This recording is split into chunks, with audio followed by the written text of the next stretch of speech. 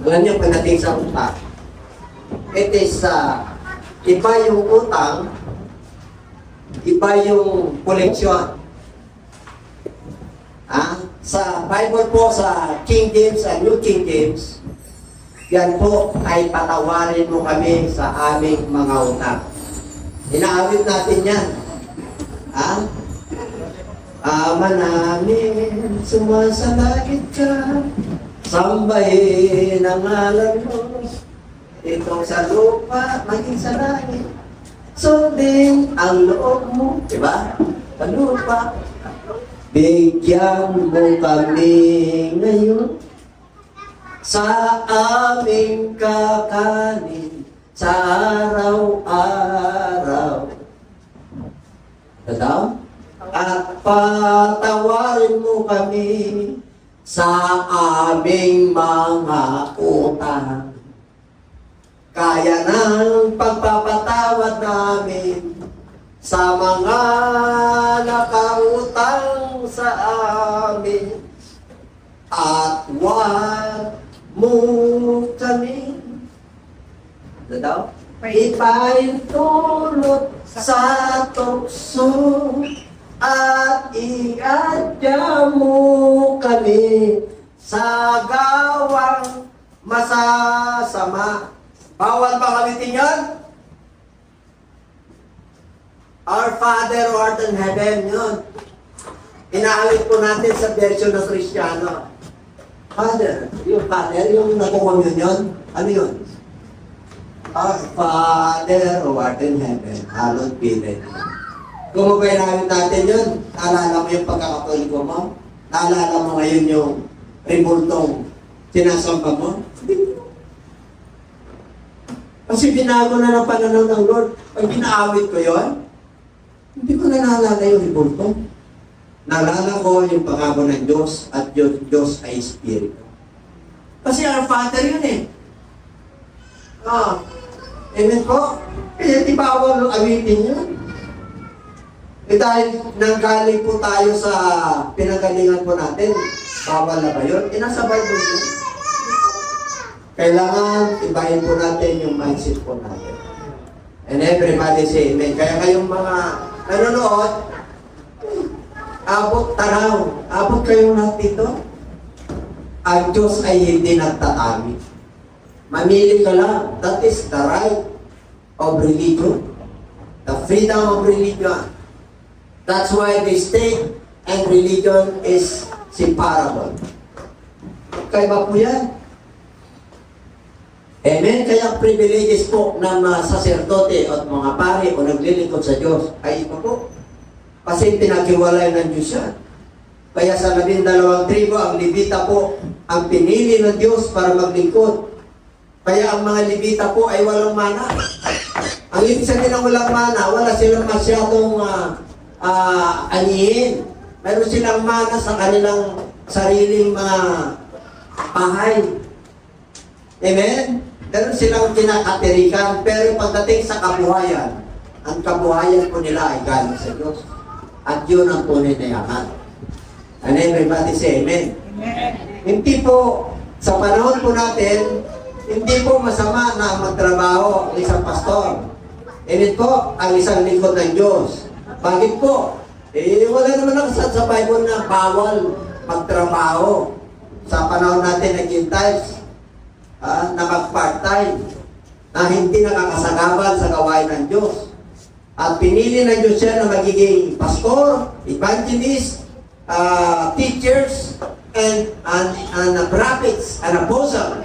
Kasi alam ng Diyos na yung kanyang puso ay nasa Diyos ang kanyang kayamanan. His treasure is in heaven. Ang kanyang mindset ay mas mataas ang kanyang spiritual kaysa yung laman. Amen po? Kaya tinawag ka, pinili ka na maging leader. Kasi meron kang panahon sa iyong pamilya, meron kang panahon sa iyong trabaho, at kailangan hikitan mo, pag leader ka, yung panahon mo sa ating Panginoon. Yung mundo mo sa mundong ito ay mas maliit, mas malaki sa spiritual. Amen po? Pero kung ang mundo mo ay pareho, just go on. Kung mundo mo ay mas malit sa spiritual, sumunod ka lang. Darating ang panahon. Liliit yung pag-ibig mo sa mundo ito habang ikaw ay sumusunod. Bakit ko nasabi? Naranasan ko. Dumating na ako sa punto magsi-70 na ako. Amen po. Next year, 67 na ako. Lord willing. 3 taon na lang, sandali na lang turuan yun. 70 na ako. Di ba? Nung nagbibingo ako, alitra ko. Kalbo. 70 yun. Makakalbuhan na sa karanasan sa buhay. Ngayon, balik tayo. Lahat tayo ay may utang sa Diyos. Titignan natin ang banal na kasulatan. Ang Diyos, bago niya lalangin ang tao, meron ang pangangailangan ng tao. Genesis chapter 1 hanggang 31, verse 31. Nilikha niya lalaki at babae sa 1:27 ng book of Genesis. Nilikha niya lalaki at babae. At sila yung nagiging dominion sa lahat ng nilalang ng Diyos. Sa isda, sa hayop, sa mga halaman. Overall yan, nangingibabaw ang tao. Sa Genesis chapter 2, nagpahinga ang Diyos. Nagpahinga. Tinignan niya yung kanyang mga ginawa. Mabuti. Genesis chapter 3, dito na yung pagpili ng tao. Ang Genesis chapter 1, naglalang ng Diyos. Sa Genesis chapter 2, verse 7. Lagay mo. And the Lord God formed man out of the dust.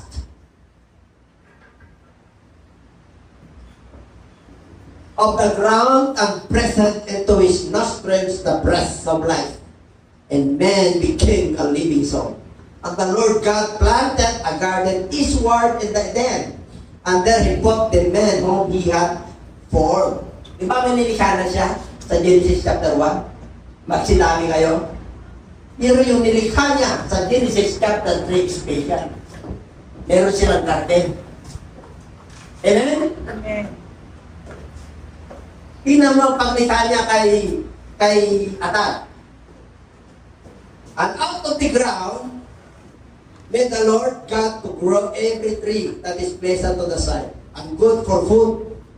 Maganda ito sa pagkain. Pag tinignan, ano raw? Buhay ito. Puno ng buhay. Asa nakalagay?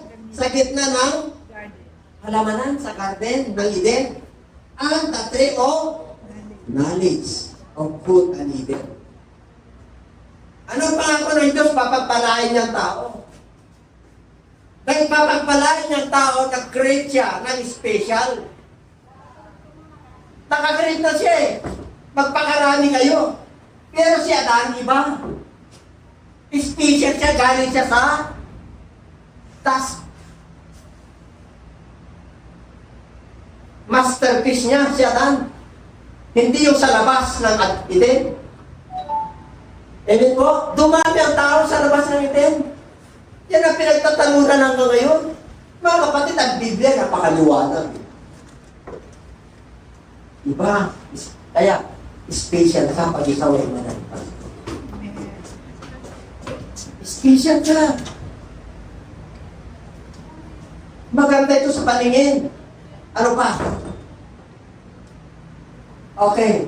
And the Lord God called unto Adam and said unto him, Where art thou? Bakit niya na hinanap? Kasi pumasok ang kasalanan. Pero sa gitna, merong puno dyan. Kalaman. Pag nakain nyo yan, mamamatay kayo. Magkakasala kayo. Kaya nung nagkasala sila, hinanap ng Diyos. Sino hinanap niya? Si Eva? Hindi po. Si Adan ang hinanap niya. Bakit? Saan galing si Eva? Kay Adan. Saan galing si Adan? Sa Diyos. Hindi ko inano ng mga babae ay ano Masyadong ano, hindi po. Kasi sa atin na panahon ngayon, wala ng babae, wala ng lalaki. Wala ng Hudyo, wala ng Grego. Amen? Kasi we are sanctified by the blood of the Lord. Pinabanal tayo dahil sa ating pananampalataya. Kaya sabi mo, pinagpala ka. Ayaw ka malungkot, ha? Kasi yun ang sinasabi ng Bible, eh. Ito tayo. Pero dahil biyaya sa biyaya tayo ngayon, amen? Hindi tayo nasa batas ni Moses. Nasa biyaya tayo ng ating Panginoon Jesus. Kaya mapalad. Sabi mo sa'yo na tayo, mapalad ka. Okay.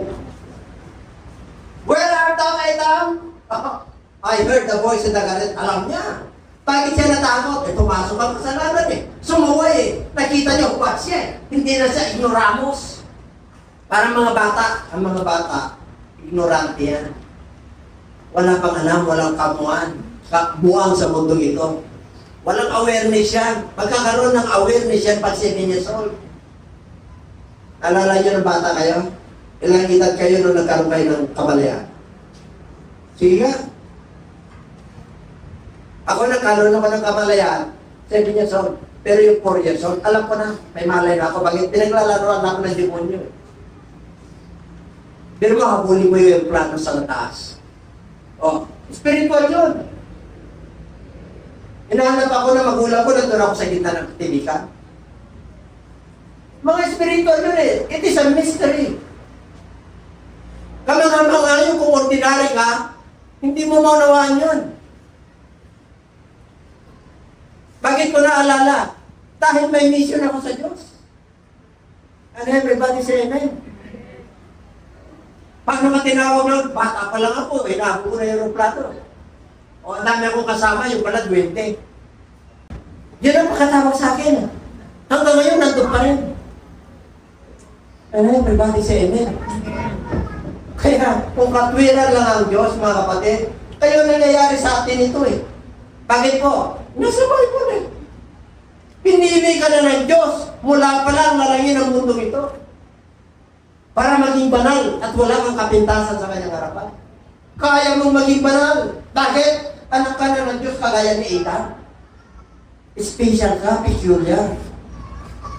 O, First Peter po yan, you are a peculiar. A holy nation, a peculiar people. From darkness to marvelous light. Pero mo, naniwanagan tayo. Tapos, kunting bahala, binahana rin yung iba. May boots naman. Pero, ayun, tapak kayo. Dala ko yung buta ko eh. Ganyan po, yung buta ko, tinanong, sasakon pa lang naman. Hindi pa naman umabot. Yung buta ko, nandito sa tuhod. Nanigurado na ako. Amen po. Hindi pa ba kayo? Para pag lumabas sa tuhod, sabi, Jesus name, wala sanang lift of priorities. Hindi ka muna mag-pray. Bakit? Isip ka.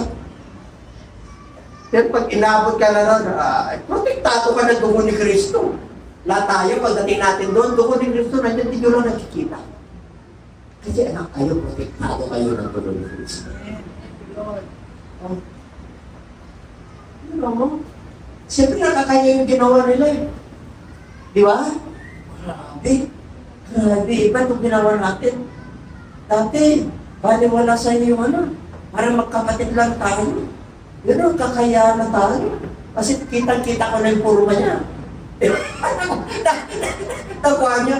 Ang napakabuti ang Diyos. Bakit? Sa kabila na sila nakasala sa verse 21. Ikinig mo. Same verse. Same chapter. Nung pinalaya sila ng Lord sa Garden of Eden, binaspasan sila. Pinagpala sila. Anong ginawa? And Adam also and his wife did the Lord God make coats of skins and clothed them. Dinamitan sila para hindi makita yung kahiyan ng iba, yung sa labas ng garden. Kasi yung nasa labas ng garden, buhay yung mga tao dumami. Siyempre, hupot sapat sila. Anong ginawa? Special na skin. Ganun tayo mga ng Diyos para hindi mayayag yung kahiyan ginawa ng ating mga ninuno. At tanong, ano ang ginawa ng Diyos para mapayagan tayo? Kasi may utang yung ating mga ninuno. Pagdating sa utang, it is an obligation. It is a arrears or indebtedness. Utang is not a crime. Nagiging crime lang yan pag ikaw ay negosyante at nag-issue ka ng cheque. Ang tawag doon, patasang pambansa 22, bouncing check. It is a criminal offense.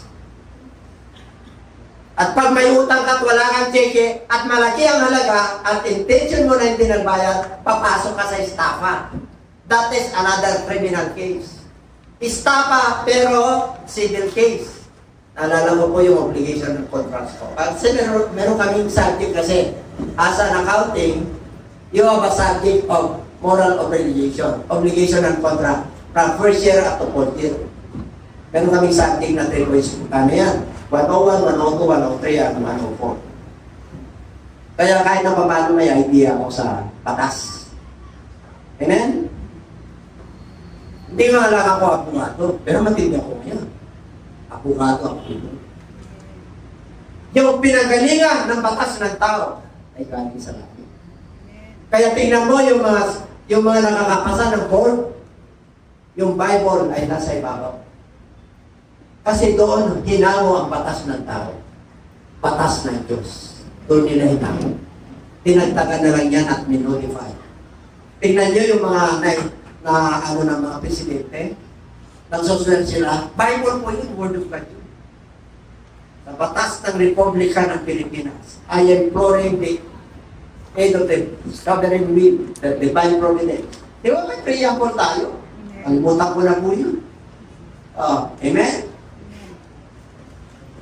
The power of the state is empowered in the power of the people. Ang Constitution ang haligi. Ang Presidente, ang Vice President sa baba ng Constitution. Kaya pag nagkaroon ng people's power, mawawala yan. People's power, EDSA number 1, 1986. EDSA number 2, panahon nila, 2000, I don't know kung 8 yun. Hintayin mo ba ng Power 3? Ilan lang yung armed forces of the Philippines? 100,000? 250,000 lang yung PNP? Ilang milyon na Pilipino? Ilan ang bumoto? Ilan ang boto ni Bongbong? Ilan ang boto niya? Papatayin mo lang yung 31 milyon? Democratic country empowers the power of the people. Kaya pag nakita ng mga armed forces na marami ng tao sa EDSA, wala silang mga gawa.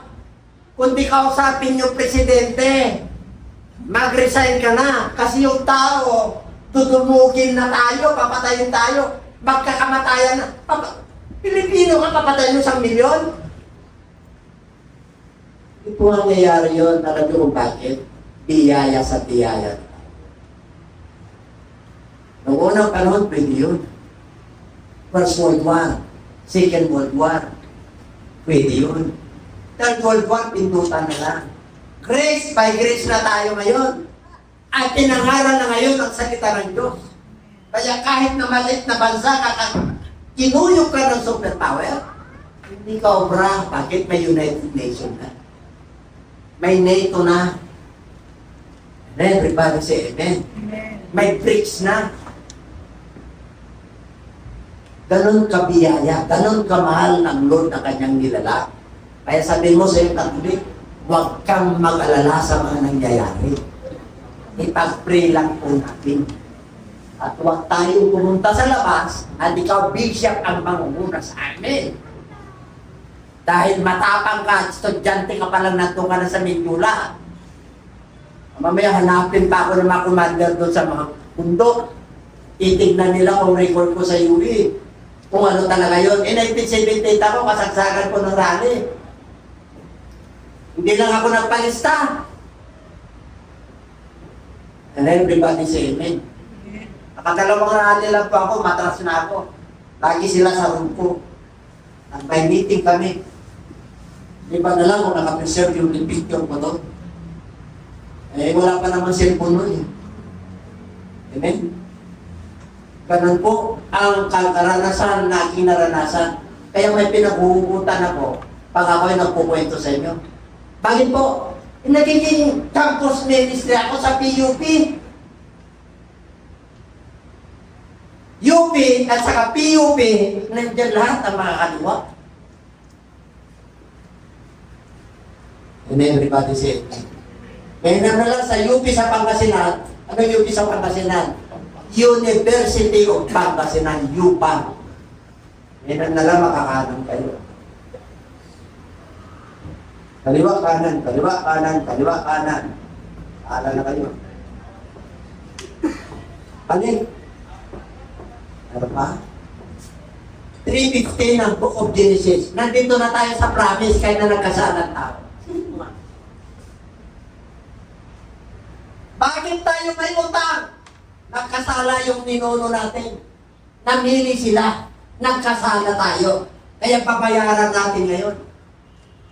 Amen? Tingnan natin. And I will put enmity between thee and the women. Magkakaroon kayo ng struggle against sa isa't isa. Itong ahas na to, tinukso ng babae, pumasok yung, okay, magkakaroon kayo ng binhi. Ano yan? Binhi ng ahas? Hindi po. Binhi ni Adan. Ano ang binhi ng lalaki? Sperm cell o egg cell? Sperm cell. Ang kala nila egg kasi dalawa itlog. Hindi po. Sperm cell ang lalaki. Egg cell ang babae. Bakit po? Kasi pumasok kay Eva ang espiritu ng demonyo. Kaya yung kasalanan, dala-dala niya. Kaya yung tinanong ng Lord, yung ahas, ano unang tinanong niya? Ano yung secret yun? Ang sabi ng chapter 3, ang ahas ang pinakatuso sa lahat ng hayop. Hayop ang ahas, hindi tao. Amen? Beast ang tawag dyan. Yung 666, beast din. Tao yun na makapangyarihan. Di ba? The mark of the beast. Makapangyarihan po yun. Talagang ahas yun. Hayop talaga yun. Pero ang tao ay hayop din. Highest form of? Sa science po yun, pero hindi sa Bible. Kaya beast. Bakit beast? Yung mark of the beast. Kasi kawan ng demonyo ang kanyang gagawin. Wala siyang awa sa tao kahit na mamatay. Kahit na magugutom. Walang mercy yan.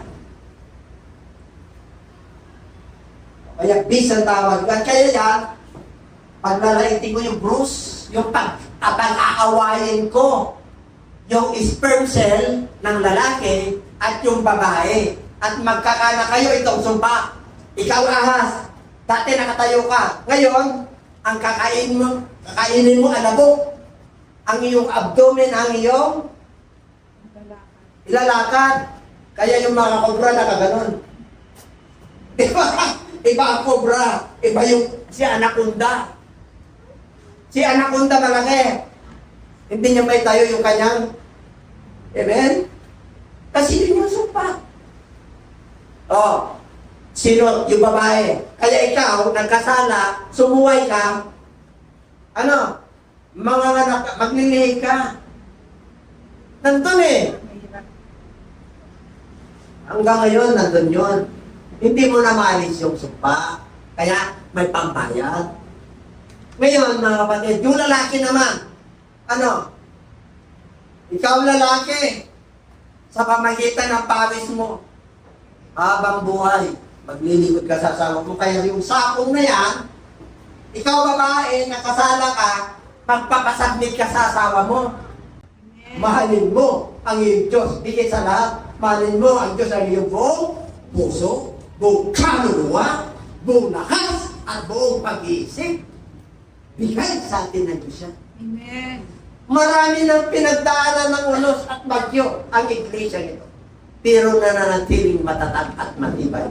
Kasi the Word of God, anchor, the foundation of this church is in the rock. Maraming mga churches na nasa rock. Pero rock of all ages, pag sinabing rock of all ages, may sakit ka, wala kang sakit. May kapayapaan ka, wala kang kapayapaan. The rock of all ages, pinapatibay ng Lord yung iyong pananampalataya. Kasi sumusunod ka. Hindi ka binibigyan ng Lord ng pagsubok para ikaw ay umalis sa iglesia. Sinusubukan ka para maging matibay ka. Kasi walang lampa na papasok sa kaharian ng Diyos. Walang reklamador na papasok sa kaharian ng Diyos. Amen? Amen. Hindi ka papasok sa buhay na wala ka na hindi ka marunong magpuri. Hindi ka marunong magpatirapa sa pangalan ng Diyos.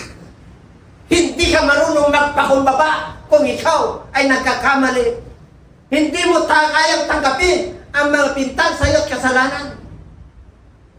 Pag ikaw ay naglilingkod sa Diyos, kahit napagbintangan ka ng kasinungalingan dahil sa iyong paglilingkod sa Diyos, oh, great is your reward in heaven. Iyong isang makasalanan nga na lumalapit sa altar, libo-libo anghel ang siyang nagagalak at ang kalangitan ay nagagalak. How much more that you are serving the Lord? And everybody said that. Amen. Kaya pag ikaw ay likod ng Diyos, baka wala yan. Pandemic. Sa tulong ng Diyos, ang GCLDAA, 3 months lang, lahat ng kanyang extension. Tuloy ang gawain ng Diyos. Sa tulong ng Diyos, may nakubid man, gumaling. Pero yung kinuha ng Diyos, pero ba? Mayroon ba kayo nabalitaan? Kahit na anong mangyari, huwag na huwag kayong tatalikod. Pag tumalikod po kayo, that is the advantage of Satan. The advantage of this world. Makapenetrate sa inyong buhay. You have the sword of the Spirit. You have the Word of God. You have the brothers and sisters. You have your pastors who pray for you. Down shall we go. Saan pa tayo pupunta? The promise of the Lord is there. The Word of God is clear. Vividly clear. We know who is our God. Because the truth shall set us free. Pinalayag tayo ng katotohanan.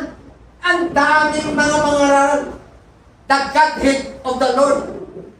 Mystery sa kanila eh.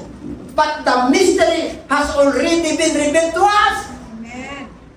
Because of the love of God. Because of the Word of God. Because of the Holy Spirit. Because of the man of God. We are completed. Establish our faith by wisdom and knowledge and understanding and the fruit of the Holy Spirit. Wala na tayong kulang. What we are going to do is just obey. Amen. Yes, Lord.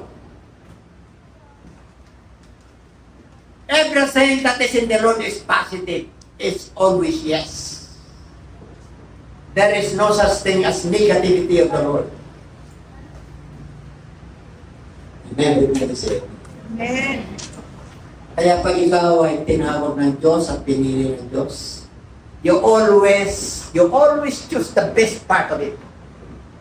Hindi makakalimutan kahit na darating ang mga lahim at wala ka nandito.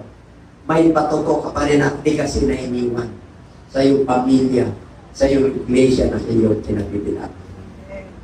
At yung matapat ka lang. Amen? Alam natin ang ating wag na. The promise! Tanda ka naman. Grabe. Thousands of years bago dumating ang New Testament. Thousands of years. Before Christ, thousands of years. Lumabas po sila sa Egypt, thousands and lahi, talagang ano po sila. Hanggang ngayon, Palestine, that is Canaan.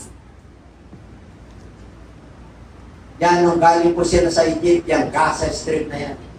Hindi natapos-tapos ang tira mula noon. Hanggang ngayon. Kagit po, hindi nila inubos. Sabi na nun, ubusin niyo sila, ang mga Amalekites. Wala kayong iiwan.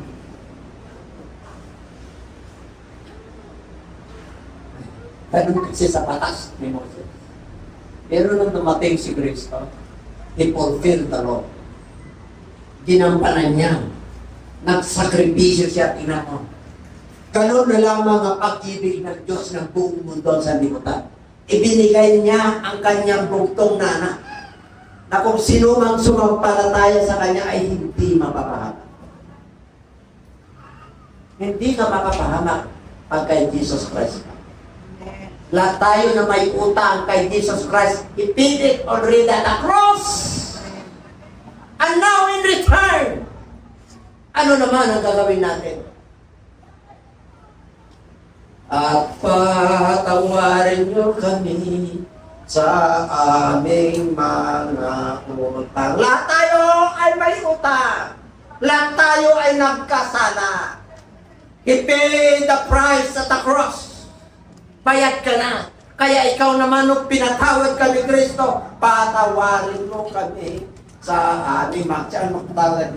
Kaya ng pagpapatawad namin. May utang ka ba? Ha? Wala? Kaya ng pagpapatawad namin. Kasi pinatawad ka naman. Ang mga may utang sa amin. The debtors are those sinners. The debts is an object. Time, talent, utang na yan. Panahon o pera, utang yan. May utang ka sa iyong mahal sa buhay. Pinanganak ka pala, may utang ka na yan. Kaya huwag mong lapastangayin ang iyong mga magulang. Binayaran na ng Diyos yan o naging mananampalataya yan. Kaya kung nagkasala ka at may utang ka, patawarin mo siya. Sapagkat hindi nila alam ang kanilang. Everybody say, tingnan nyo, ang mga, ito, biro mo pangako ng Diyos. Hindi ka mapapahamak pag nanalig ka. Nanalig ka, hindi tayo Diyos. Binigyan lang kami ng pagkakataon ng Lord para puntahan yung kanyang lugar. Dahil yun ang desire na maging puso. Binigyan lang po ako ng privilege ng Lord na makaapak sa inapakan ng ating Panginoon. At nung pumunta kami roon, kung naalala nyo mga kapatid, asaan yung mga prayer request nyo? Nagbigay ba kayo? Nandun sa winning wall. Hiningi ko sa Lord ng iyong mga pagpapala. Pinagpala ba kayo? Binayaran na kasi ng Lord. Kaya tinagtawa ka. Palampakan natin. At ang ating obligasyon, ganun din. Sinabi niya yan sa Book of Matthew 5. Blessed are those who are hunger and thirst in righteousness, for they shall be filled. Puno talaga na katalinuhan. Punong-puno ka talaga. Bakit? Uhaw. Uhaw ka sa salita ng Diyos. Uhaw ka sa katwiran ng Diyos. Gutom ka sa salita ng Diyos. Gutom ka sa katwiran ng Diyos. Kaya pupunuin ka ng Diyos. Amen. Yung kakulangan mo ay pupunuin ng Diyos. Yung hinahanap mo na katwiran ng tao, hindi mo mahanap yun. Dahil ang tungkol sa iyo ay katwiran ng Diyos. Kaya hindi ka naubusan ng pag-asa. Amen. Hindi ka naubusan ng kayamanan. Kasi ang totoong kayamanan ay ang salita ng Diyos. Amen. Hinanap natin yan at pinagkalooban tayo ng pagkakataon ng Diyos that God entrusted to us a church that is holy, the church that is blameless, the church the church without wrinkle. Aputan po tayo ng Lord na naglilingkod, na nandun, Panginoon, nandun, no, mga kapatid, mga viewers, ng kainitan, ng kasiglahan, ng paglilingkod, at hindi tayo lukewarm. May posible ba sa Diyos? Wala. Sino wala pera? Pamunitaas. Hindi naman totoo na wala kang pera, pero tama-tama. Hindi ba ka makarating rito na wala kang pera? Mare, hindi ka sa gym. Pero pag uwi mo, napabili ka ng noodles para sa anak mo. Nagpapayaman Diyos? Yes. Ikaw gamitin ng Diyos para sa iyo. Para kumain ka, para makarating ka sa pupuntaan mo, para mabuhay ka. Hindi ko na magkala para sa atin. Ano ba? Ito yung susi sa lahat. Pag yan, pinagdinigilan mo. Pagpagpalain ka talaga. Pagpalain ka ng Diyos. God cannot withhold His promises. Hindi niya pwedeng pigilan ang mga pagpapala kasi sumusunod ka. Kasi salita niya yun eh. Hindi pwedeng mag-bounce back sa kanya. Sinabi mo, Panginoon, dapat ganun tayo eh. Amen? Pag mayroon kang nagawang pagkakasala, Panginoon, patawad po. Talaga hindi kaya ng konsensya ko, Panginoon. Pero humingi ako ng habag yung nagawa ko. Ganun. Ako'y nananalig, Panginoon. At sisisi ako talagang talpunan ko na. Di mayan, Panginoon, pero yung original na lang. Ang sakit doon. Pero mo, isusuko mo yung apat dahil Kristiyano ka, isa lang naman. Di ba? Ang bigat noon. For as many as receive it, to them give He power to become the sons of God. Amen. To them that believe. Pero mo, manalig ka lang sa pangalan niya. Grabe. Binigyan ka ng karapatan bilang anak. Dahil nananalig tayo, hindi man natin siya nakapiling ng buhay sa pamagitan ng pananampalataya. Pero mo, nandiyan si Kristo, damang-dama mo. Pag nagko-communion tayo, kahit namatay na 2,000 years ago, pagkaroon tayo ng pag-asa at pinapagaling tayo ng Diyos. Pinapakain tayo ng Diyos. Tapos kunting ambon lang mahalubigbigan yung aking bunbunan. Magkakaroon ako ng ano yan? Binayaran ka na nga ng Lord. And everybody say amen. Amen. Pag tayo may naglingkod sa Lord, serve the Lord with gladness. Without any reservation. Tingnan niya pa pagpalain ka. Tapos mo yan. Pera, ihiling, kapayapaan, kagalakan, fruit of the Holy Spirit, long suffering. Sa'yo short lang. Bakit? You walk with God. You walk with the promises of God. Kasama mo ang written word. Kasama mo ang spoken word. Ipinamumuhay mo yung salita ng Diyos. Yung Espiritu ng Lord nasa iyo. Ano pa natin, no? Katugunan lahat yan, Diyos. Pera, Diyos. Kahirapan, Diyos. Kaguluhan, Diyos. Sakit, Diyos. Yung mga pilosopo, pineapple Diyos. Yung Diyos natin, buhay. Yung Diyos na nagsistay. Amen. Yan ang katugunan sa lahat ng pares. And everybody say amen. Amen. Natawag ka na, din mo, binayaran ang utang mo. Kaya ngayon, pag may nagkautang sa atin, kulang ka ng pansin, pupunuan na hindi siya ng talataya natin. Utang mo sa anak mo, ang dami. Bakit lagi mo siyang sama ng loob mo sa kanya dahil suwain siya? Lumawi ka. Binayaran na ng Lord yung utang mo. Magbayad ka rin ng utang mo. Magsakripisyo ka. Amen? Hindi ka natuwa sa kapatid mo dahil hindi ka pinautang. Nagtatampo ka sa Diyos dahil nahirapan ka sa buhay. Kapinanap ang Diyos sa iyo. Huwag kang magtampo sa Diyos. Magtampo ka na sa tawag sa Diyos. Yan, di ba yung sabi? Ang gawin mo, magtiwala ka lang sa Diyos. Amen. dumating sa iyo kasama ng Diyos. At alam ng Diyos ang nangyayari at alam ng Diyos ang iyong pinagdadaanan. Dahil yung Diyos natin ay hindi Diyos-Diyosan. Ang Diyos natin ay Espiritu.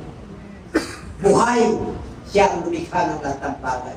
At alam ng litin, alam ng bilang ng buhok mo, alam ng Lord kung anong problema mo, alam ng Lord kung anong pinagdadaanan mo. Kaya pagkatiwala mo yun sa Diyos. Everybody say it. Pero ba ka ng Diyos, tinikyan ka ng pagkakataon at karapatan? Sabi mo siya katabi, anak ka ng Diyos. Yun lang, sapat na yun. Paglabas natin dito, wala nang baka. Pagpunta natin dito, baka. Nagreklamo pa tayo. Sino nagreklamo? Meron. Bumiti ko na ako lang. Paano na yun? Baka naman talaga dakupan. Alam niyo mga kapatid. Narinig ng Lord dyan. Pero baka, uy, baka. Opportunity ito, may talaga. Makakita lang ako ng bangus dito, na-unwind na ako. Di ba? Makita ka lang ako ng tilapia rito, nawala ng problema ko. Dapat gano'n tayo, magano'n ng nature. Ang tawag ko dyan, lovers of nature at lovers of God. Ano yung everybody say? Hindi naman ako ang Diyos. Sabi niya, hindi, pastor. Ang lalim naman yun. Ako talagang lalim. Yung ano natin yun, di ba yung ice natin yun, yung pagpunta natin dito, malalim talaga yun. Eh dahil nakukot-kot ng tubig yun, lalalim na lalalim. Kaya pinapanisundan naman dito.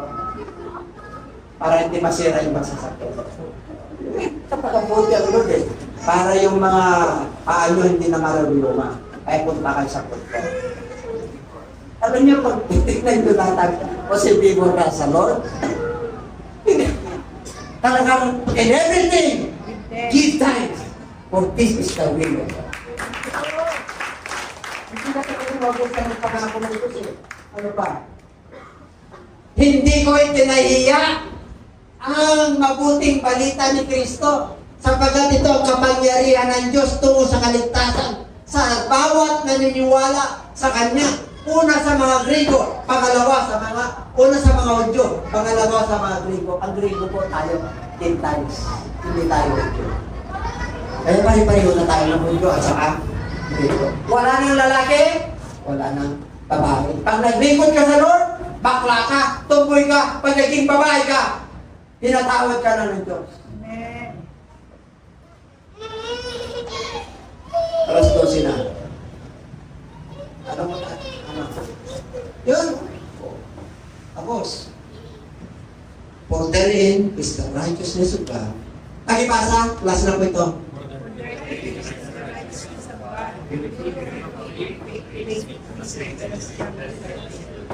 Tagalogin nyo.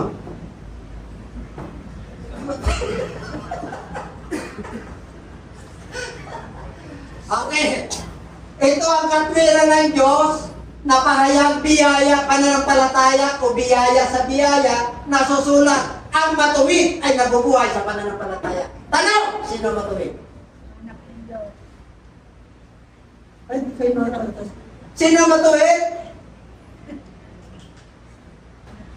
Purihin ng Diyos. Alam niyo mga kapatid, hindi ako magsasawa ng mga aral.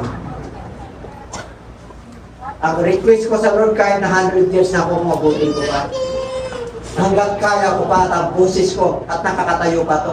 Kung sakali man darating ang panahon, upo na lang ako. Basta may busis ako mga araw pa. And everybody say, bakit? Ang sarap ng araw. Ang sarap na kasama mo ang Diyos. Amen?